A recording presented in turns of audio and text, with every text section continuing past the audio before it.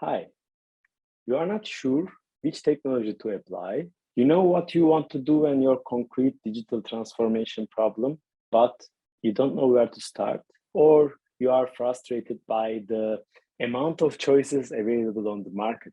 And even if you are sure the existing platforms of B2B tech comparison are not transparent enough or you don't trust, no problem.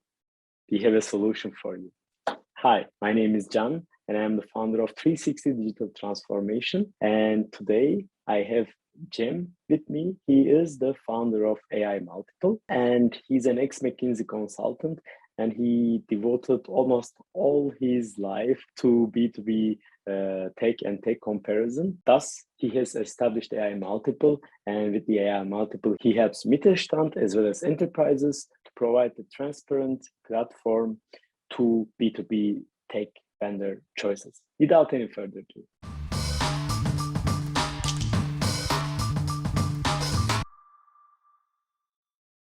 Hi, Cem. Welcome to the show. Hey, Can. Thank you very much for hosting me. Thank you for being here. Can you please introduce yourself and AI Multiple? Of course. So, first of all, Cem. So I have been in B2B tech all my life. I started out as an engineer doing computer science at places like banks and so on. And then over time, I switched over to the dark side, the business side. So I spent about a decade at McKinsey, helping enterprises get smarter with their technology decisions. After that, I saw quite a few things broken about B2B tech procurement. I saw that there were many solutions being launched, and my clients were most of the time clueless about how to go about using the latest and greatest solutions. So along the way, I started building AI Multiple to address some of these problems and to bring more data-driven decision-making to B2B tech procurement. And along the way, I also had experience working with vendors as well, because up until I found AI Multiple, I was working with enterprises. I also worked for enterprises, but I had never worked for vendors. So for the past about 2.5 years, I've also worked at a tech vendor, took them from zero to Series A, where I was in charge of marketing and international sales. So in short, when it comes to B2B tech, I can say that I have seen all different perspectives, and in every different stage, you feel that the people on the other side of the table just don't get it. They don't understand how things work. And then you switch sides and you realize that, well, actually, now the people that were sitting in the position you were previously sitting in, now they don't get the stuff. So there is this nice thing about changing perspectives in the same business, and I got to experience that quite a bit. Yeah, thank you. Very well summarized. So throughout the years, you have observed many pieces of the puzzle is missing when it comes to B2B tech solutions, or the match of the B2B vendors and the companies. And then you have established AI Multiple as a platform in order to help companies to make data-driven decisions, as well as vendors as a new platform to show themselves, and that's what I understood. Definitely. I mean, the heart of the problem is confusion. Whether you are an SME or whether you are an enterprise, you want to adopt tools to solve your problems. But because the tool landscape is already complex. It is the most complex landscape that humans have ever seen. When I was a student back in the day, when it comes to automation, there were just a few categories. There were things like business process management suites, OCR solutions. And now when I try to write automation categories, I can't fit them on a page. There are things like digital twin of an organization, which you may never have heard, but it could be quite useful in certain cases. And people don't know about these. And when they try to learn about these, most of the time they get confused because there's so much jargon. And then when they start to read about this, let's say in some domain to gain information, and then they don't know what is advertising, what is really the author thinking. Unfortunately, in B2B, transparency is really lacking. You even talk to some of the most established companies when it comes to B2B tech, and they have horrible like way of dealing with transparency. They are extremely opaque. So the way it works with one of the biggest companies in let's say industry analysis, so they take your money. Let's say you are a vendor, right? They take your money and then they talk to me. I am a potential buyer. They say, hey, John is a pretty cool company. They have a leading edge solution. And they don't tell me John is paying them. And this is just so broken. I cannot trust such a system. And I relied on such a system when I was a consultant, when I was on the enterprise side, but I was always seeing its deficiencies. So bringing more transparency, explaining the leading edge solutions, so people can understand what can be used today, what can be useful in the future. And then bringing some data into this picture, whether it is things like benchmarks or feature comparisons, and providing all of this in a timely manner is what we do.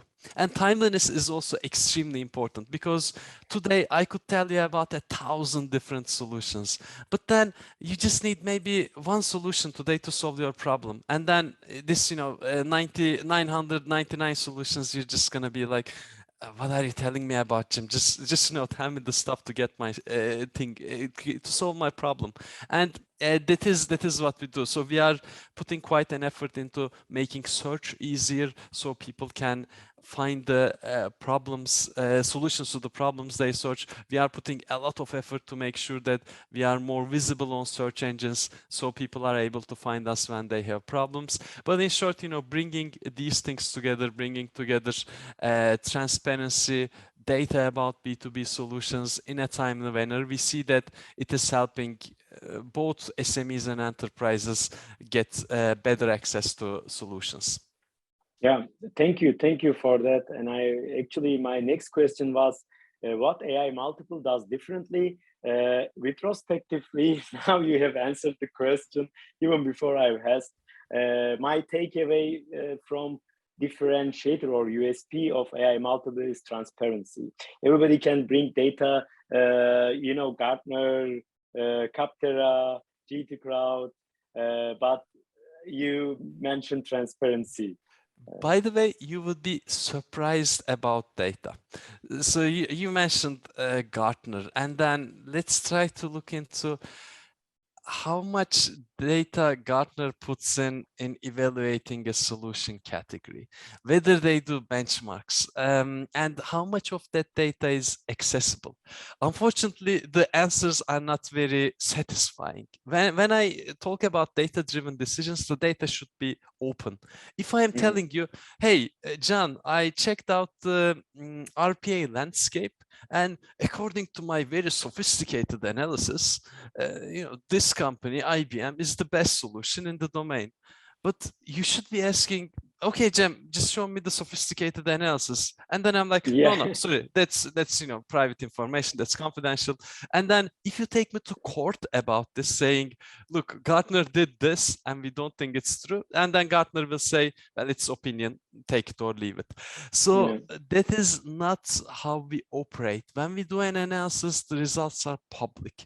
Like, for example, we did quite a data-driven OCR benchmark. We use different providers. We had our own data set, and then we provide very granular assessment of, look, when it comes to handwritten documents, these guys are doing 5% better, and then this is the confidence interval. So you can choose with a lot more confidence compared to something like, hey, trust me, I did the analysis and these guys are the best. Yeah. And if we have worked like this, nobody will Yeah, in McKinsey, in your consultancy career, if you said, hey, trust me, I did the analysis, you would probably be fired very soon. Exactly. But then because of the complex, let's say, conflicts of interest in the B2B tech domain, this has been the case. Yeah, people somehow haven't kicked Gartners out of the room because they also didn't have so much alternatives. Bringing data is much easier said than done. But Yeah. now, I mean, thanks to the web, you have a ton of data about solutions. And then thanks to the rise of AI, things are becoming more measurable. Like when a vendor says, look, I'm able to I'm talking about some of the domains I understand a bit better, but for example, when someone says, look, I can take your invoice and convert it into machine readable data so you can automatically process it, then I can just put together a few invoices. I can run a test. I can tell people, look, these are the invoices I used. These are the accuracies that I got. While in the past, most solutions were harder to let's say evaluate in such a numeric manner, like ERP systems. You could compare feature sets, but it was, let's say, a bit more vague. But now in some domains, we are really doing these numerical assessments as well. Yeah, great.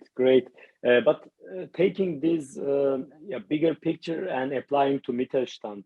So let's assume that I'm a Mittelstand company from Baden-Württemberg and I produce, I'm a tier 2 supplier, produce some parts for the automotive industry. How AI multiple can help my company?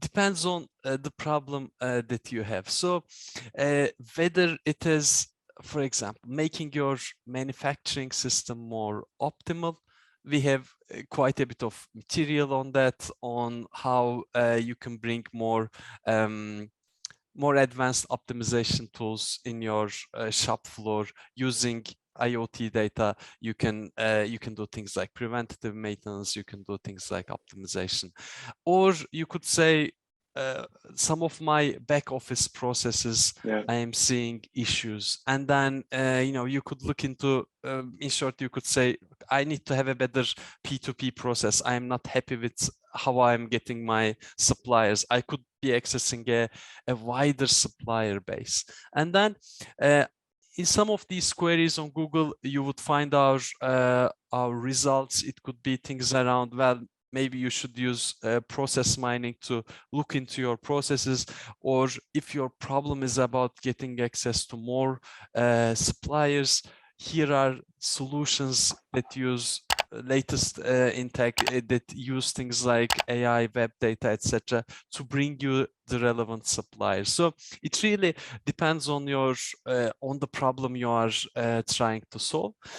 We are also working on generating these step-by-step guides to more effective digitization. That's a bit of work in progress, but your example is a good one. There are archetypes. So for certain archetypes, we can explain, look, did you do this, and that? And then these are the most basic things you should have done, given your industry, given your company's maturity, etc. That's something that we are working on, then that I think is going to be quite helpful. But also now with point problems, we can also help them find specific issues. They can search research.aimultiple.com or aimultiple.com with their problem, and then start to find solutions. And we have research articles that explain the problem, and then we have vendor lists where they can see which vendors offer solutions in that domain. So combining these two together, they can both understand the landscape of the solution landscape, let's say, and also the vendor landscape, and then they can buy with more confidence because they understand, look, this is the typical categories I need to look at, and within them these are the top 3 companies. And then of course you got to talk to vendors and then solve your problem. And unfortunately, of course, it's a constant thing. There's always new problems. But it's called continuous improvement process. And if you know any of the yeah, management systems, it is always there as a as a milestone, as a very important thing to do. But coming back to Mittelstand and their problems, I think these step-by-step guides is a very good idea for the clients that they don't know where exactly to start. If they have a concrete problem, like I would like to automate my accounting processes, so invoice receivable, invoice processing, and then maybe even integrating with the ERP and dividing into cost codes and stuff. So that's another option that could be provided by AI multiple, or let's say AI multiple provides enough content to make you yourself more wise about the topic. So that was a long summary, but yeah, I really like the guidelines. That was the highlight. One question coming into my maybe mind, but yeah, before go ahead. we go into that, just one more thing. What we also have is this digital transformation guides that are industry specific. So let's say you are in we have it for a bit broad industries, for logistics, for manufacturing, for healthcare, etc. What are the areas that you should be looking into? And then, you can see things like, okay, so there is things that I can do on the back office stuff. There is things that I can do on the production side of things. There's things I can do on the sales side of things. And you see very specific examples of this. The one thing we haven't done is to make that more, let's say, SME specific versus enterprise specific. But when it comes to industries, we already have quite a few good digital transformation guides. And yeah, if you like, we can also share them with the recording. Yeah, that would be great, actually. That would be great. Can you summarize some technology trends? Because I know you guys are very forward-looking, and the new emerging techs are always on your radar. I remember for almost a year ago, you were telling about synthetic data and stuff, but without going so techy, can you summarize maybe some technology trends are might be helpful for German Mittelstand? Web 5. No, I'm joking, of course. So I think we should look at it in a domain by domain basis. So when we look at knowledge workers, it could be, and let's first start with the back office side of things. The things that make your company move, things like processing orders, processing supplier invoices, or things like HR, etc. So over there, it is very process based, and there's quite a few solutions. So process mining is a domain that's gaining more and more traction.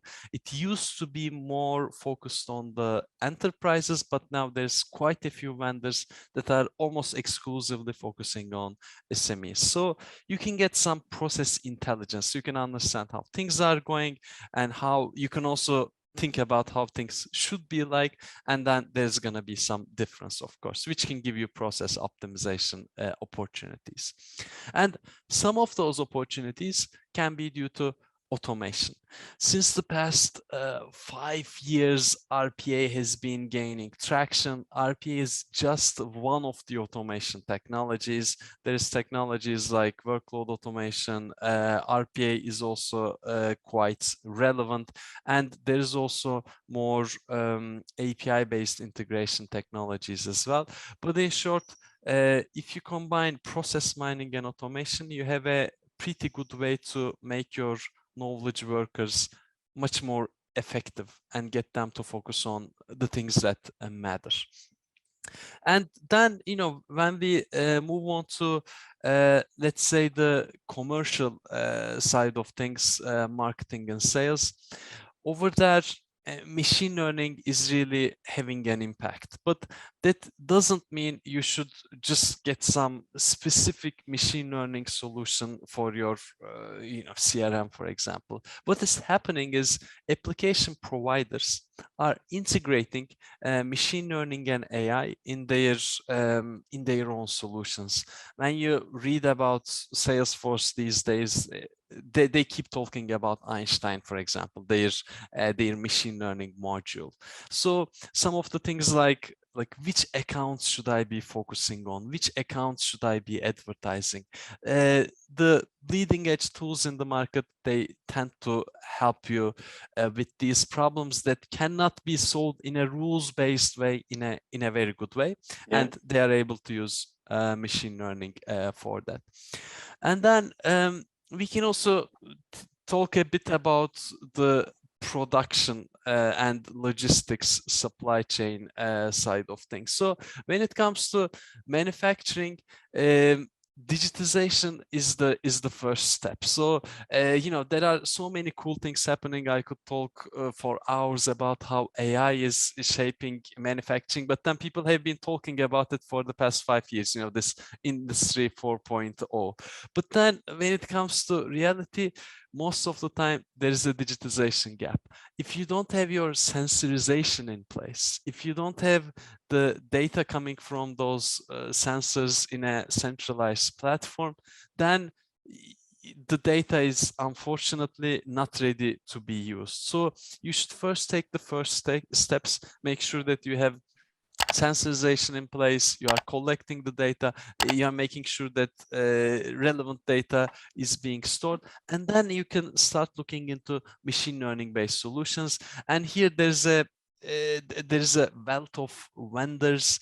There are vendors for continuous manufacturing, things like chemicals, etc. Vendors for discrete manufacturing, things like automotive, etc. And based on your needs, you can find relevant vendors. There are massive ones. There are also small startups that are doing pretty cool solutions.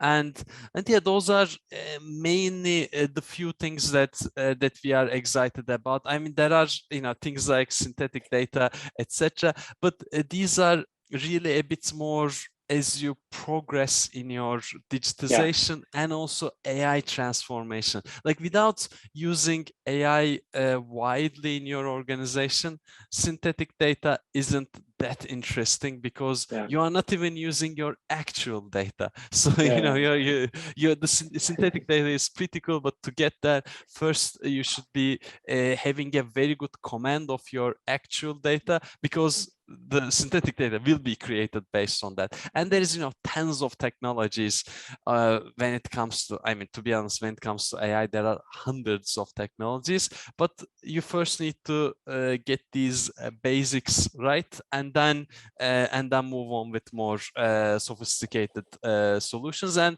as you move there, we have just so much content on when it is the right time to invest in these, and what are the important things to pay attention to in implementation, etc. Yeah, thank you for that. And as you said, the digital maturity and the data maturity defines the next steps that you could take. It's the same for hyper automation. I see people are going after technologies like IPA, hyper automation, hyper super intelligent automation, before even they have a pretty solid data flow or structured data, or sometimes even the processes in place. So when you ask how do you digitalize your let's say accounting processes, they cannot exactly tell you how it works. I mean, we are then going back to basics and defining the process. Only then we can digitalize and automate the process, and then maybe comes the machine learning and so on. So the scale is very variable, so to say. But just one point to add on the IoT and sensorization, please keep in mind the IT security part of these. So just wanted to add this because sometimes we see a lot of security gaps. And and vulnerabilities related to those IoT sensors that has been installed by a third-party company that you don't work for the last 3 years and it's still there, and it's a, let's say, it's a vulnerability to your information and IT security system. That was my point. Yes, exactly as you mentioned. I see cybersecurity as a layer under all of these back office, commercial, production, etc. processes that I mentioned. And if you look at how much money companies are losing due to data breaches, it is becoming unsustainable. And there's quite a bit of emerging technology and also emerging service-based approaches when it comes to cybersecurity. So that's definitely something that SMEs should also look at, especially when you work with enterprises. They force you, of course, to abide by certain compliance requirements, but most of the time those requirements can be things that are a bit bureaucratic in nature. But at the end of the day, if you have a data breach, if you leak your enterprise client's data, you are done. So even as an SME, it's extremely important to pay attention to cybersecurity issues from the beginning.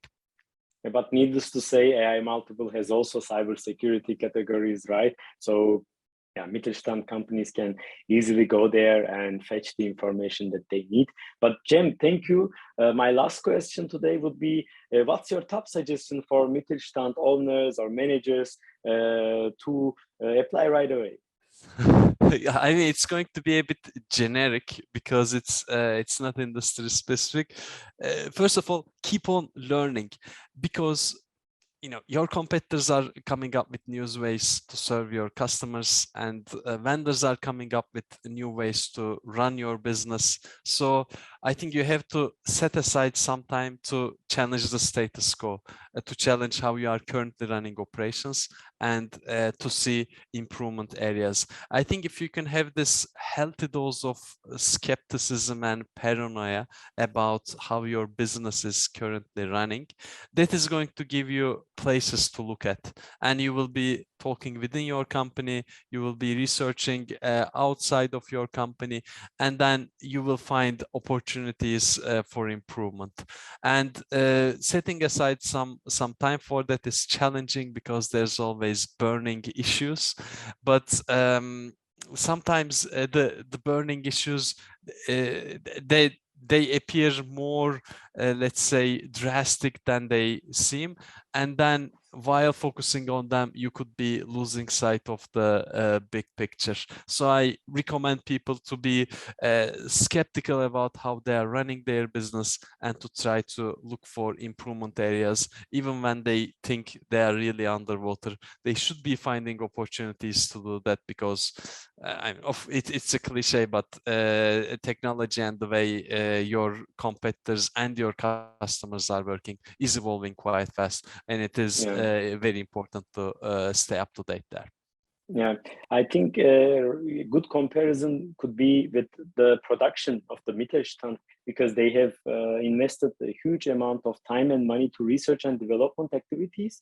And if you take this mindset and apply to your daily business when it comes to digital transformation, you will see, if you think and have the need to research and development for your core business, then you will need to have it to have the bigger picture. So setting aside the time, even though the daily business is quite hard to run with, setting aside the time and seeing the big picture and the emerging techs, that's my takeaway. And yeah, thank you for the suggestion. And how people can find you, Cem?